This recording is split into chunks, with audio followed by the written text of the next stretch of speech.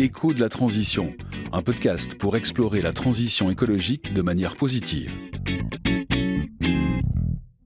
Bonjour et bienvenue dans la deuxième saison des Échos de la transition. Je suis Céline Dufray et aujourd'hui je vous propose de revenir sur l'histoire d'un combat. Un combat victorieux, celui des aînés pour le climat. On va vous raconter comment des femmes retraitées se sont regroupées pour porter plainte contre l'État pour inaction climatique, puis comment elles ont porté ce combat jusqu'à la Cour européenne des droits de l'homme. Et pour nous guider dans cette aventure, j'ai l'immense plaisir et l'honneur de recevoir la coprésidente des aînés pour le climat, Anne Marer. Bonjour Anne et bienvenue. Bonjour et merci pour l'invitation. Anne Marer, vous êtes engagée chez les Verts depuis les années 80.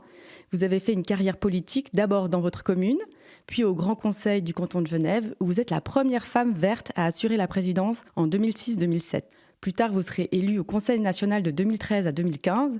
Et quand vous n'êtes pas réélue, vous ne prenez pas votre retraite, mais vous allez continuer à mettre votre énergie au service de la protection du climat en devenant coprésidente de l'association Aînés pour le climat. Anne, on parlera de votre histoire personnelle et de votre engagement dans la seconde partie du podcast, mais on va d'abord raconter l'histoire de ce mouvement. Alors Anne, comment est né le mouvement des aînés pour le climat ? Est-ce qu'il y a eu un événement déclencheur ? Alors, il y a eu un événement déclencheur qui est l'affaire Urgenda aux Pays-Bas en 2015, qui nous a beaucoup inspirés et qui a aussi inspiré d'autres mouvements, et notamment Greenpeace Suisse en 2015, puisque c'était juin 2015, Urgenda. Et nous aussi au Parlement, le groupe des Verts au Parlement était très intéressé par ce qui se passait et surtout constatait que la politique climatique n'avançait pas et que pourquoi pas mener une action judiciaire pour faire avancer les choses. Alors suite à des avis de droit que des avocats côté Greenpeace et aussi du côté des Verts ont demandé, ils ont constaté que ça serait très difficile en Suisse de mener une action judiciaire, il n'y a pas de class action possible, et que en analysant tous les rapports depuis la grande canicule de 2003, oui, les personnes âgées avaient été très très impactées par ces grandes canicules, beaucoup de décès de personnes âgées. Les femmes en particulier, qui sont particulièrement vulnérables, ont des problèmes cardiovasculaires, des problèmes d'hypertension, des problèmes cardiaques. Et donc, les avocats et avocates ont dit, voilà, il faut créer une association de femmes particulièrement vulnérables. Et c'est comme ça qu'en 2016, en août 2016, nous avons créé l'Association des aînés pour le climat. Nous étions un petit groupe à l'époque, nous avons bien sûr mis en place un comité, et puis surtout nous avons eu la présentation de la requête que Ursula Brunner à l'époque, malheureusement décédée depuis, avait déjà rédigée.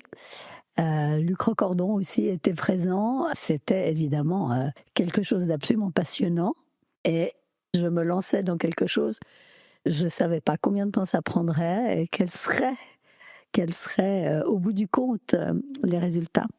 Et donc, dès le début, l'idée d'une action en justice, elle était là, dès le départ. Oui, c'était vraiment l'action judiciaire, l'action en justice pour défendre nos droits fondamentaux à la santé et à la vie en lien avec le problème climatique. Et donc, vous avez choisi de créer une association composée uniquement de femmes. Uniquement de femmes, puisque c'était en lien avec ce qu'on avait constaté dans les rapports depuis 2003, que les femmes étaient particulièrement atteintes et il fallait trouver la porte d'entrée en Suisse pour se défendre et pour demander à la Confédération d'avoir une politique climatique ambitieuse. Donc l'idée, c'était de porter le combat d'un groupe de femmes retraitées, âgées, mais en toile de fond, il y a quand même un combat aussi pour les générations futures. Est-ce que vous avez le sentiment de porter aussi une responsabilité de ce point de vue-là ? Alors, on porte déjà parce que nous sommes âgés, donc nous avons vécu les 30 glorieuses, l'après-guerre, etc. On porte une responsabilité, bien que de très nombreuses femmes dans notre association sont des militantes de très longue date. Mais oui, bien sûr que si on gagnait, tout le monde gagne, parce qu'à ce moment-là, ça fait jurisprudence, et que pour les générations qui viennent, bien sûr, c'est important, sachant que nous sommes très âgés. Moyenne d'âge de notre association, c'est 74 ans, ou 311 ppm, c'est-à-dire l'acronyme de parties par million. c'est-à-dire l'unité de mesure qui permet d'évaluer la concentration de dioxyde de carbone. On peut tout à fait, en prenant sa date de naissance, calculer ça, et qu'aujourd'hui, on est à peu près 425 ppm, et qu'on avait dit qu'on ne dépasserait pas 350 ppm. Eh ben, ces 350 ppm, on les a dépassés en 1988. Donc voilà, il y a de quoi faire. Donc à un moment donné, vous décidez de passer à l'action juridique, vraiment d'agir. Comment vous avez pris cette décision concrètement ? Nous avons pris cette décision en assemblée. Toutes les décisions importantes que nous avons prises pendant ces 8 ans de marathon judiciaire, c'était toujours en assemblée générale. Une fois que l'association a été créée, on y va et on a décidé d'y aller. C'est une histoire d'équipe, bien entendu, une équipe juridique exceptionnelle. Très vite, un comité très engagé et très dynamique, chacune dans nos régions et nos cantons. Et puis peu à peu, un nombre de membres dans l'association qui augmente au fur et à mesure que les choses avancent. Donc effectivement, dès le départ, vous aviez des juristes, des avocates avec vous. Bien sûr, bien sûr, absolument. Et puis que ce soit devant les tribunaux suisses ou devant la Cour européenne, on a dû apporter la preuve d'une sensibilité particulière pour pouvoir intenter une action en justice. Oui, c'est-à-dire que vous deviez représenter... Vous auto-représentez en fait en tant que femme en danger ? Oui, absolument fragile, où les cas de maladie et de décès lors des extrêmes chaleurs démontrent exactement que oui, nous sommes particulièrement touchés. Oui. Alors, racontez-nous comment s'est déroulée cette action. C'était quoi votre demande initiale ?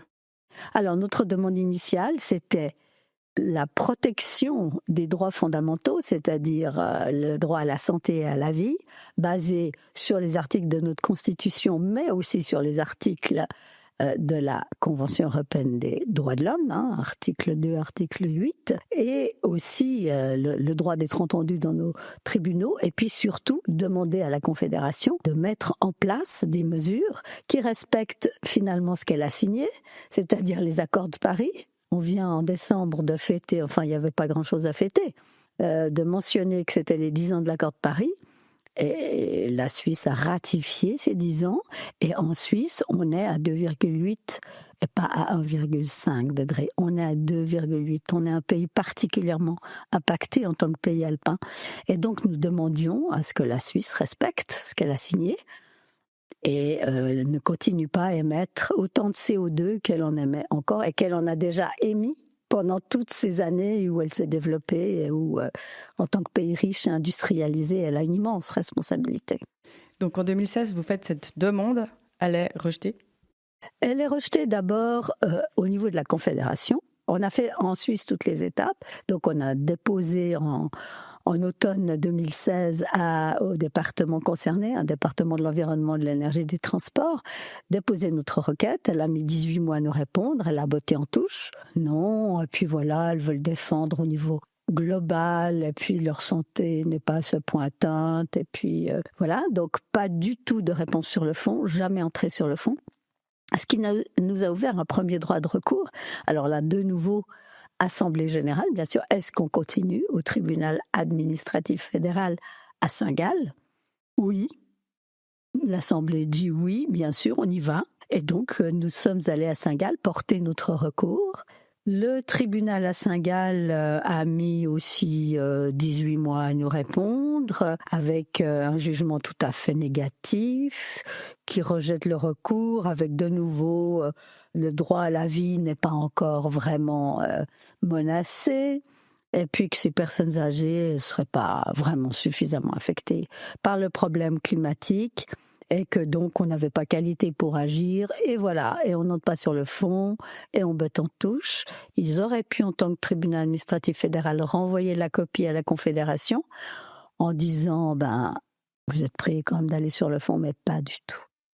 Ils ne le font pas, et du coup, votre réaction ? Du coup, Assemblée générale, est-ce qu'on continue jusqu'au tribunal fédéral ? Qu'est-ce qu'on peut dire, un peu notre Cour suprême, il n'y en a pas, mais et puis surtout qu'il y a comme obligation de contrôler qu'en Suisse, les droits fondamentaux sont bien respectés. Alors voilà, nous sommes allés cette fois à Lausanne, jusqu'au tribunal fédéral, déposer notre recours. Et bien, on a attendu 18 mois de nouveau. Et le tribunal fédéral, de la même manière, n'est pas entré sur le fond, a botté en touche, avec des arguments encore plus affligeants que les précédents.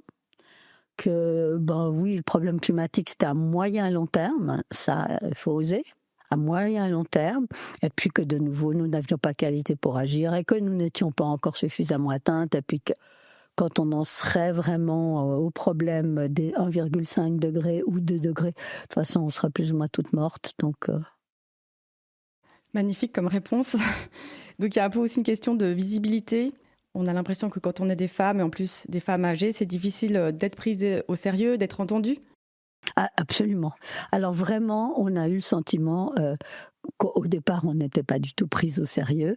Et puis, finalement, ils ne nous ont pas vu venir, quelque part. Et puis pendant toutes ces années de procédure, vous n'êtes pas resté immobile, vous avez mené des actions, des manifestations, des prises de parole. C'était important pour vous de rester présente dans l'espace public ? Oui, alors c'était très important et on était peu à peu sollicité, de plus en plus sollicité, parce que au fur et à mesure des recours, les médias aussi se sont saisis de cette affaire, et donc on a été invités partout, dans les universités, dans les écoles, dans les lycées, dans les collèges, dans les gymnases, ou bien à participer à des tables rondes ou à des festivals, et ça c'était très important, et partout, donc en Suisse, et très vite même au-delà de nos frontières. Donc ça, c'était intéressant. Intéressant que la visibilité, elle ait augmenté. Vraiment, oui. Donc il y a tous ces rejets, et puis en 2020, vous décidez d'aller plus loin. Racontez-nous. Alors en 2020, effectivement, étant donné la réponse en automne 2020, non, c'était pas en automne, c'était en mai 2020 du tribunal fédéral, là on s'est dit, pour la Suisse, il y a encore une étape. Et cette étape, c'est la Cour européenne des droits de l'homme, qui, elle, est la spécialiste des droits humains. Et là, on s'est dit, mais probablement qu'elle va nous répondre sur ce sujet. Et donc, on a amené, évidemment, pour la première fois à la Cour le problème climatique et les droits fondamentaux. Ça, c'était une première, comme c'était une première de mener l'action judiciaire en Suisse. Et très vite, la Cour, elle n'a pas mis 18 mois à nous répondre. Très vite, en 2021, début 2021, elle nous a répondu en disant que notre requête était prioritaire. Et là, évidemment, ça redonne beaucoup d'énergie, beaucoup d'espoir. L'espoir est vraiment venu de la Cour. J'imagine qu'après tous ces rejets et le fait qu'on ne vous ait pas pris au sérieux jusque-là, tout à coup d'avoir la Cour européenne des droits de l'homme qui vous dit oui, votre requête, elle est prioritaire, ça fait du bien. Oui, absolument. Donc voilà. En mars 2023, il y a l'audience devant la Cour européenne des droits de l'homme. Et puis, un an après, le 9 avril 2024, tombe l'arrêt. La Suisse est condamnée pour inaction climatique. Comment vous avez vécu ce moment-là ? C'était très intense. Alors, il y a eu entre 21 et 24 beaucoup de choses qui se sont passées. Oui, effectivement, on peut revenir. Des échanges passionnants, oui. Parce que ça a démarré des échanges entre la Cour, la Suisse et nous. Parce que la Cour a très vite écrit à la Suisse et transmis des questions à la Suisse en disant « mais vous êtes prêts de répondre sur le fond, la question article 2, article 8, etc. » Et la Suisse a été tenue de répondre à la Cour dans des délais stricts, et nous, ça nous permettait d'amener aussi nos arguments. Et ça a été des échanges très, très intéressants et très importants. Et autre chose qui est possible à la Cour, ce sont les intervenants tiers, c'est-à-dire des scientifiques, des ONG, qui peuvent envoyer à la Cour leurs observations par rapport aux réponses de la Suisse. Alors la Cour accepte certains, accepte pas d'autres, elle en a beaucoup accepté, et ça a amené l'eau au moulin de la Cour. Et elle a tenu compte de ça, et effectivement après, quand on a été invité pour le mars 23 déjà à l'audience publique, c'était déjà quelque chose d'immense, avec déjà les médias du monde entier. Et puis, ce que vous racontez, c'est intéressant, c'est aussi de voir que la science a dû être prise en compte à un moment donné dans cette histoire. On n'a plus pu la nier quand on est arrivé à ce niveau. Ce qui est très intéressant, c'est que les juges écoutent les scientifiques, ce que le politique ne fait pas. Et là, les juges, ils ont vraiment, vraiment écouté. Ils ont repris tous les rapports du GIEC, ils ont repris l'accord de Paris, ils ont repris effectivement ce que ces scientifiques leur avaient envoyé par rapport à notre affaire. Et quand on lit cet arrêt qui est incroyable, presque 300 pages, mais qui est passionnant, on s'aperçoit que oui, les juges écoutent les scientifiques. Les juges écoutent les scientifiques, je retiens cette phrase. Et donc vous disiez, en mars 2023, il y a cette audience, c'est déjà un grand moment. Un très très grand moment. Donc on est là avec notre équipe d'avocates et avocats. La Suisse est là avec son équipe. On est face à 17 juges. C'est la grande chambre de la Cour où on renvoie des affaires compliquées et importantes. Donc ça, c'était, quand on nous l'a dit en 2022, c'était extrêmement important. C'était une étape supplémentaire. Et oui, ça a été un moment très très fort, très intense, avec des questions des juges, avec des réponses de la Suisse pas très convaincantes, la preuve. Mm-hmm. Et voilà, oui, ça c'était, on vit ça une fois dans sa vie, je pense, oui. Et donc quand même, un an après, presque une année entre mars 2023 et avril 2024, et puis il y a cette condamnation. Oui, alors ça, la Cour nous avait dit, la date de l'arrêt, du verdict, on vous l'envoie 15 jours à l'avance, c'est tout. Et 15 jours à l'avance, absolument clair, nous avons reçu. En 2024, 15 jours avant le 9 avril, nous avons reçu la date en disant vous êtes attendu le 9 avril 2024 à la Cour à 9h pour le verdict. C'était... On a repris le train pour Strasbourg, on aime beaucoup prendre le train pour Strasbourg. Et on y est allé avec évidemment un autre état d'esprit qu'à l'audience. L'audience, on était plein d'espoir. Là, on s'est dit, oui, ils peuvent pas mettre comme ça. Ils nous ont considérés comme prioritaires, envoyés à la grande chambre. C'est pas possible que ce soit irrecevable, voilà. Mais on avait des appréhensions, c'est clair. On ne considère pas que c'est gagné d'avance, j'imagine. Jamais. Donc ce moment-là, vous arrivez et... On attend et on est face à la présidente, qui était irlandaise à l'époque. Et les avocates nous avaient dit, vous savez, en général, c'est formel, ça dure 10 minutes au plus, elle donne le verdict et puis c'est terminé. Puis là, elle en rajoutait, on se regardait. Les avocats qui étaient assis à côté de moi, Raphaël Mahin, tout ça, ils me disaient, attends, c'est bon. Elle disait, oui, l'article 8, en fait, mais oui, nous considérons que cet article 8 consacre aussi le droit à une protection effective par l'État contre les effets néfastes graves du changement climatique sur la vie, la santé, le bien-être et la qualité de vie. Et là, voilà. Et puis ensuite, l'article 6, elles n'ont pas eu droit à un procès équitable, donc à l'unanimité des juges, la Suisse est condamnée.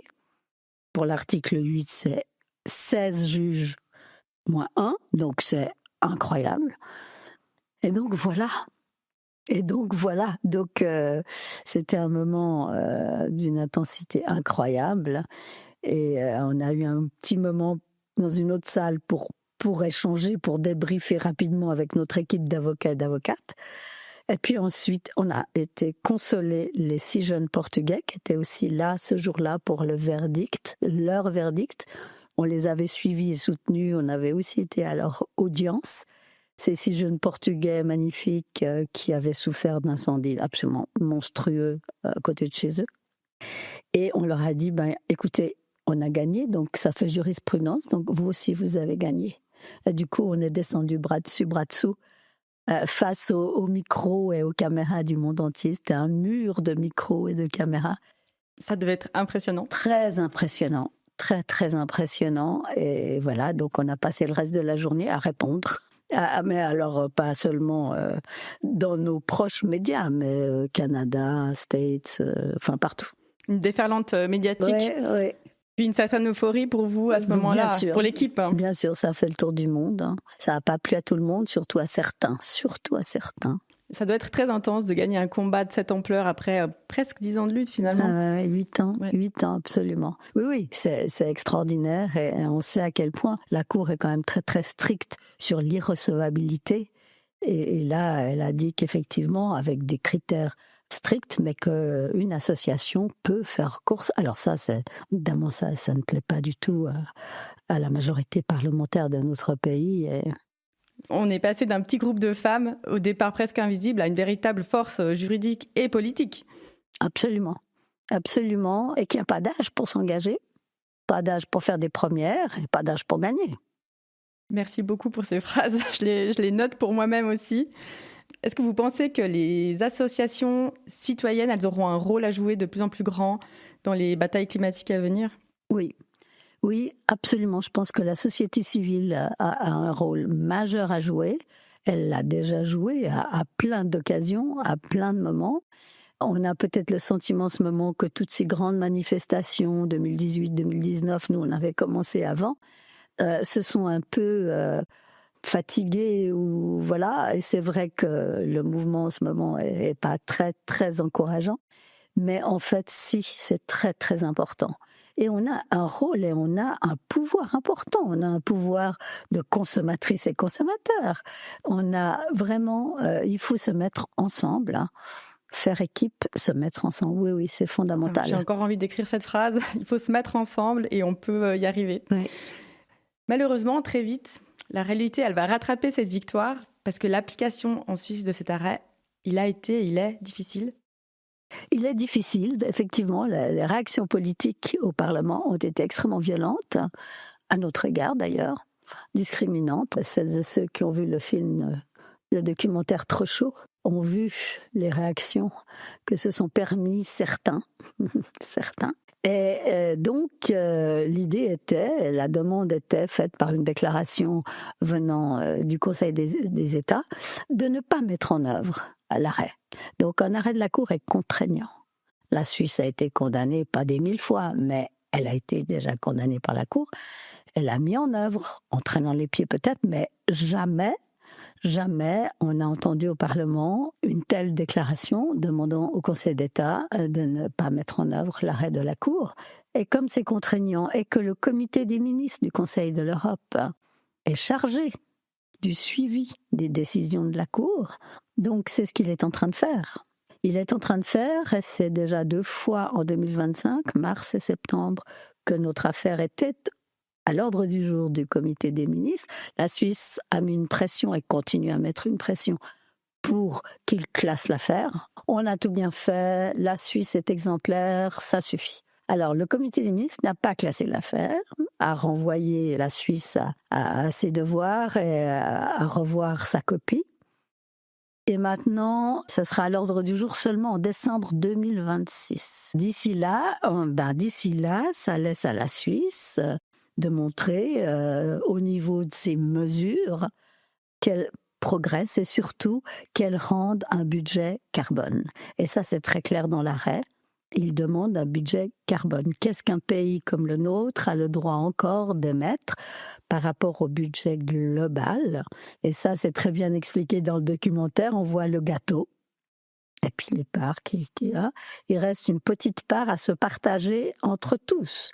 Et la Suisse doit calculer, non seulement au niveau international, mais ce que nous importons, ce que nous consommons, qui est gigantesque et qui fait que notre budget carbone, il n'est pas tout à fait compatible avec ce que l'on devrait dépenser en termes de CO2. Donc là, il n'y a pas eu de réponse claire encore, donc on attend. Et puis cette réaction, elle vous a surprise? Elle vous a découragée? Alors, elle nous a choqués parce que c'est le non-respect de l'état de droit, c'est le non-respect de la séparation des pouvoirs. On critique les juges, on critique la Cour, on dit qu'elle fait de l'activisme, on dit que les juges sont sortis de leurs prérogatives. Il y a même une motion Caroni, qui a été déposée, qui est d'autant plus choquant qu'elle a été acceptée par le Conseil fédéral, qui dit qu'effectivement, il faut absolument qu'on recadre cette Cour européenne et ses juges qui se permettent d'admettre des associations comme recourantes, qui restreignent les États dans leurs droits et dans leurs prérogatives. C'est très inquiétant. Ils n'ont pas accepté qu'on leur tape sur les doigts. C'est ça. Ils sont vexés. Et puis en plus, c'était des femmes âgées qui se sont permises d'aller jusqu'à Strasbourg et de dire à l'État qu'en fait, il doit protéger sa population. Ça c'est vraiment insupportable. Vous, ça vous a découragé? Alors sur le moment, oui et non. Choquée d'abord. Et puis, et découragée, pas vraiment, parce que quand on a fait 8 ans de marathon, et puis qu'on se disait régulièrement quand on était un peu fatigué, et qu'on voyait qu'on ne pouvait pas prendre notre retraite, hein, malgré notre grand âge, on a dit, mais on a gagné. On a gagné. Voilà. Il faut s'en rappeler. Il faut s'en rappeler. Et on a continué à être sollicité de partout. Donc, sous la coupole, ils ne voyaient rien. Mais au-delà de nos frontières, on continuait à être sollicité et surtout d'autres juridictions au-delà se saisissaient de cet arrêt. Et donc pour vous, le combat, il continue? Il continue. On va parler de l'actualité des aînés pour le climat. Aujourd'hui, c'est un film sorti en 2025. C'est 2 ouvrages, un en français, l'autre en allemand. Racontez-nous un petit peu. Oui, alors ça, ce documentaire, c'est tout à fait extraordinaire. C'est un réalisateur et un producteur, d'abord, qui ne se connaissaient pas il y a déjà, ça fait en tout cas 2-3 ans. Et puis, ils ont vu qu'il y avait cette affaire des aînés. Et puis, on dit, mais il faut faire quelque chose sur cette histoire. Et puis c'est comme ça que ça a démarré, ils nous ont contactés, on a participé, si vous voulez, un peu au scénario, comment est-ce qu'on allait raconter l'histoire avec les protagonistes, et puis en même temps, bien entendu, avec les tribunaux, avec enfin tout ce qui allait avec. Et donc ils nous ont suivis pendant plus d'une année, oh oui. Et ils nous ont suivis chacune dans nos régions, dans nos déplacements, dans nos cantons.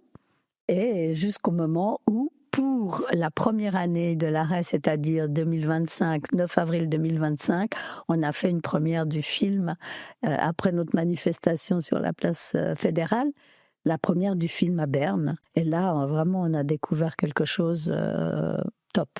Est-ce que ce film, on peut encore le voir? Oui. Bien sûr. Ce film a tourné donc toute l'année en Suisse allemande, en Suisse romande, en Suisse italienne. Et là, il a été sélectionné pour Soleure. Et il a été sélectionné pour le Festival du film vert, et qui largement touche toute la Suisse romande et la France voisine aussi. Donc il sera là, projeté à différents endroits en Suisse romande. Ça continue. Et puis il arrivera un moment où il sera accessible d'une manière public facile, pour l'instant pas, mais ça viendra. Et donc oui, je trouve que c'est un bon moyen de raconter l'histoire, vraiment. Il y a de l'humour, il y a de l'émotion, et puis il y a strictement l'histoire. Ouais. Il y a aussi un ouvrage qui est sorti, il est disponible en librairie, il raconte aussi toute l'histoire du combat, toute la chronologie. Et puis on peut vraiment bien comprendre. Il est très abordable, c'est pas. Il est facile à lire. Il est très facile à lire, c'est pas quelque chose de juridique et de compliqué. Oui. C'est très agréable. On a effectivement toute la chronologie. Je crois que vous me disiez avant que votre démarche, elle a inspiré d'autres actions ailleurs. Alors oui, ça a inspiré des actions assez loin d'ailleurs, jusqu'en Corée du Sud, jusqu'à Pasadena en Californie. En Corée du Sud, c'est des jeunes qui se sont saisis de ça et ils ont gagné même. Ils ont gagné et ça continue à inspirer, oui, bien au-delà de nos frontières. Oui. Est-ce que vous avez l'impression que la justice climatique, elle est en train de devenir un levier politique ? Oui, enfin la justice climatique, la justice fait son travail. Les juges sont créatifs. Le droit, c'est souvent quelque chose, ça nous paraît, quand on n'est pas juriste comme moi et qu'on n'a pas fait de droit, très très rigide, on applique des lois et voilà. Et en fait, c'est créatif. La preuve, c'est que les juges à Strasbourg ont innové quelque part. Et il y en a d'autres aussi, il y a plein de cas où on voit que les juges sont créatifs et c'est eux qui font avancer le droit puisque ça fait jurisprudence. C'est intéressant. Cette histoire, elle est vraiment, vraiment inspirante. Elle fait vraiment plaisir à entendre. Merci de nous avoir raconté tout ça.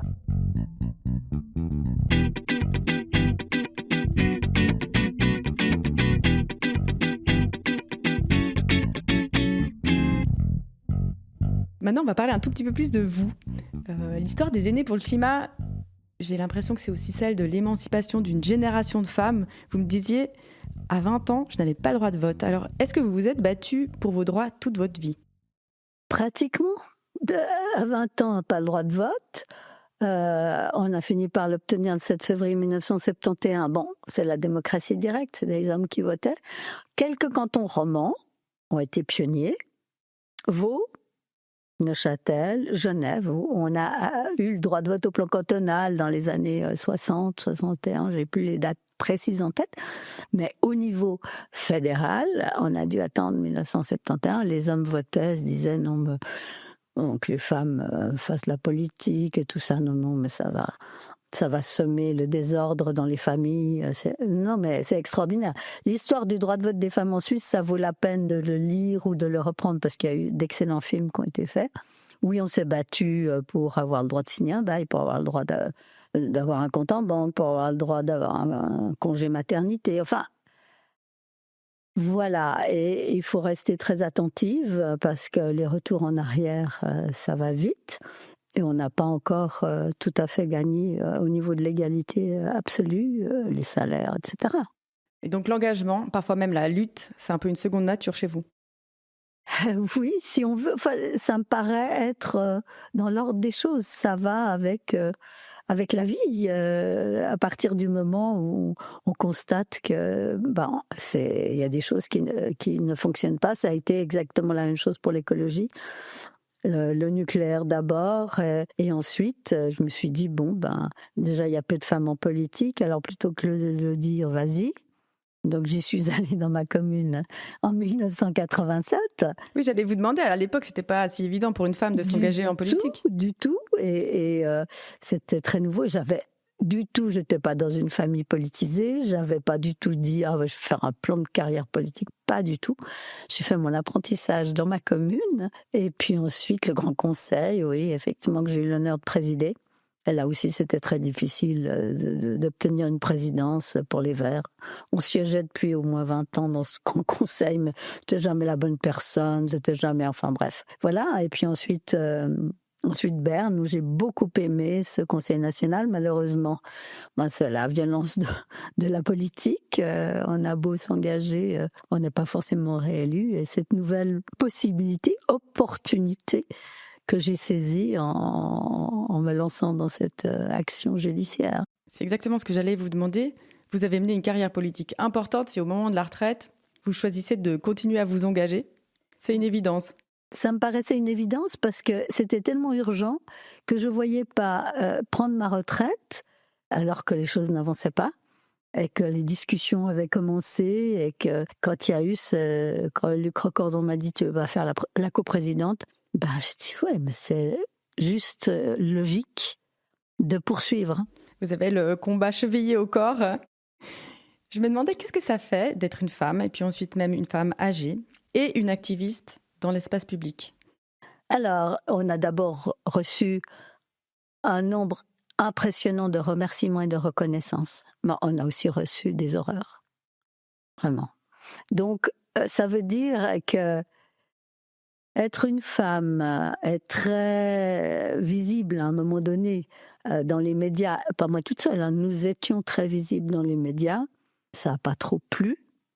Et puis en plus, âgée, c'était, mais il faut qu'elle s'occupe de leurs petits-enfants, fasse des tartes aux pommes, reste chez elle. Le pire a été un citoyen argovien qui disait vous êtes allés jusqu'à Bruxelles. Ah non, on n'a pas été jusqu'à Bruxelles, on était jusqu'à Strasbourg. Vous avez sali l'image de la Suisse. La Suisse tellement belle et tellement parfaite.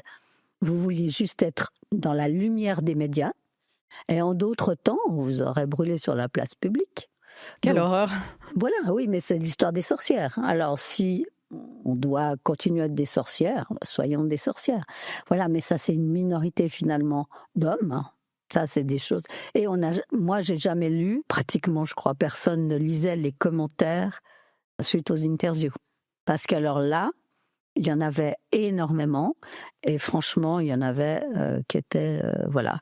Alors, on lit les 3 premières lignes, puis après, on ne lit pas. Oui, il vaut mieux se passer de ce genre de commentaires, ils ne sont pas utiles. Mais c'est vrai que c'est important pour nous aussi, en fait, d'avoir ces femmes qui sont visibles. Oui, on continue à faire notre part et à prendre nos responsabilités. On nous a de temps en temps reproché en disant « mais c'est vous, l'état de la planète, regardez ce que vous en avez fait. Vous, les femmes âgées, les 30 glorieuses, etc. etc. » Oui, on a une responsabilité, même si on a souvent milité déjà depuis très longtemps, mais on prend nos responsabilités. Comment on tient sur la durée, moralement et physiquement ? Alors, je ne dis pas qu'il n'y a pas des jours où je suis très fatiguée de faire du climat à plein temps, vu mon âge. J'imagine, très bien. Oui, il y a des moments où je suis fatiguée, où il faut suivre, on échange beaucoup au niveau du comité, on échange énormément aussi. Ça m'oblige à garder mes neurones à peu près actifs en allemand, en italien bien sûr. Ça c'est bien en fait, c'est très bon pour la tête et la santé.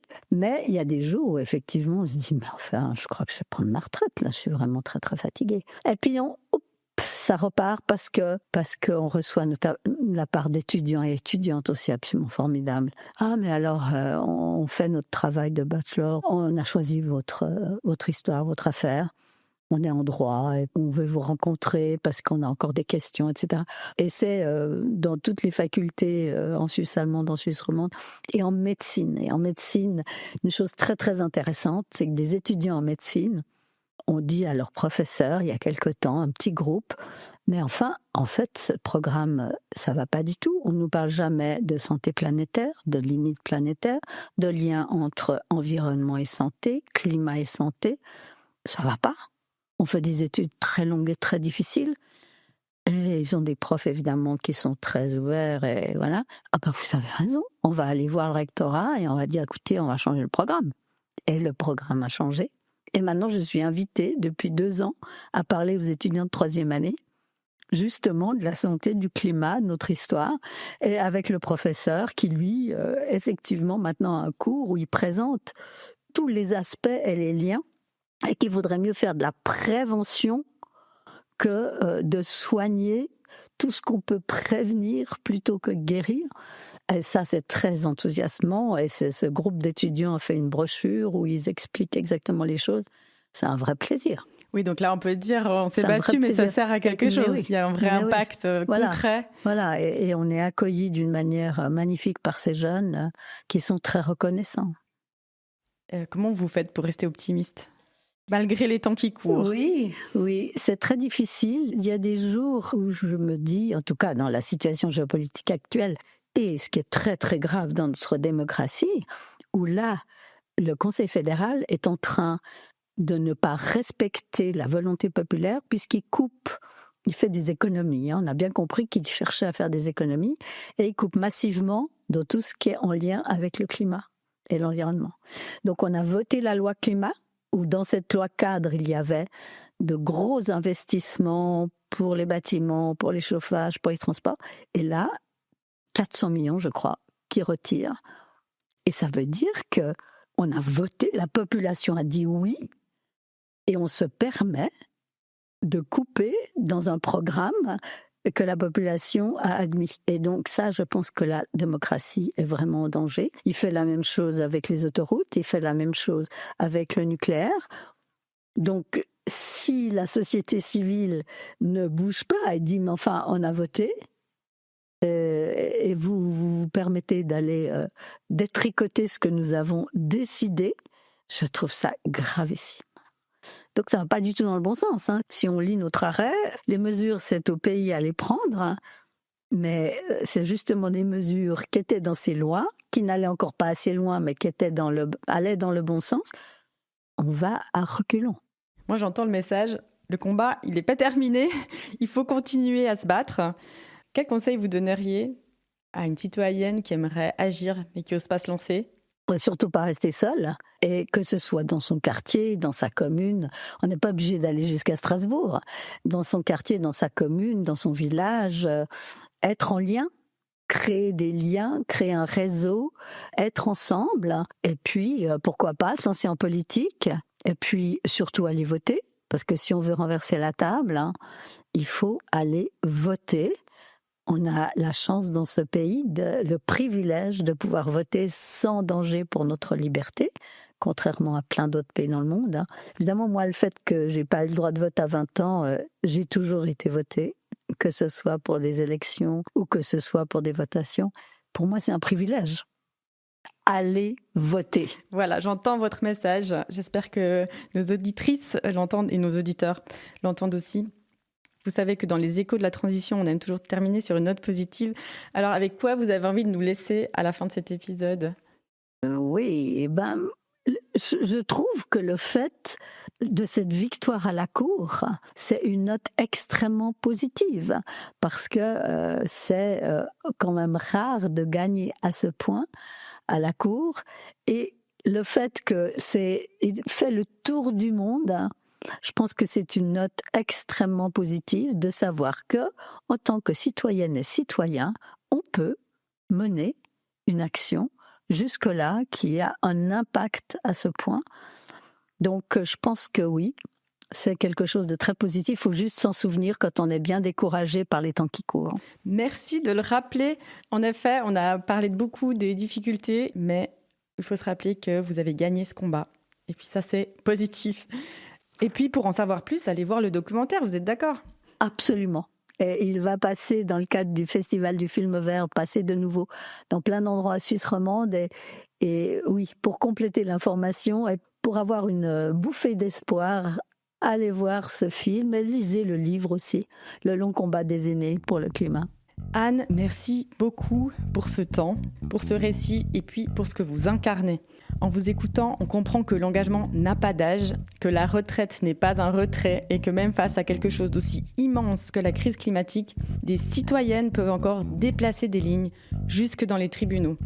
L'histoire des aînés pour le climat, ce n'est pas seulement celle d'une victoire juridique, c'est aussi celle d'un courage tranquille, d'une persévérance et d'une responsabilité assumée envers celles et ceux qui viennent après. Merci de nous rappeler qu'il n'est jamais trop tard pour agir ni pour faire entendre sa voix. Merci du fond du cœur, Anne, de vous être battue pour nous et d'avoir pris le temps de venir partager cette histoire avec nous. Merci à vous, auditrices et auditeurs, d'avoir écouté cet épisode des Échos de la Transition. Si cette histoire vous a inspiré, questionné ou donné envie d'agir, alors elle a déjà rempli une partie de sa mission. À très bientôt pour un nouvel épisode.